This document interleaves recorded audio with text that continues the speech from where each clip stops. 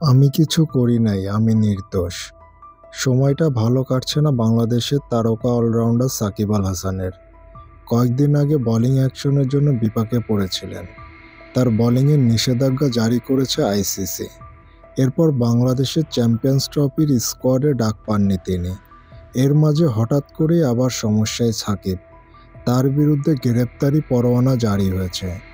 বাংলাদেশের প্রথম সারির সংবাদ মাধ্যম প্রথম আলোতে এই খবর প্রকাশিত হয়েছে। কিন্তু কী কারণে সাকিবের বিরুদ্ধে জারি গ্রেপ্তারি পরোয়ানা? চেক প্রতারণার মামলায় তার বিরুদ্ধে গ্রেপ্তারি পরোয়ানা জারির আদেশ দিয়েছে ঢাকার চিফ মেট্রোপলিটন ম্যাজিস্ট্রেট সিএমএম আদালত। সাকিব কি গ্রেপ্তার হয়েছে, নাকি কবে গ্রেপ্তার হবে? সাকিব কি এখন ফেরারি আসামি হয়ে ঘুরে বেড়াচ্ছে?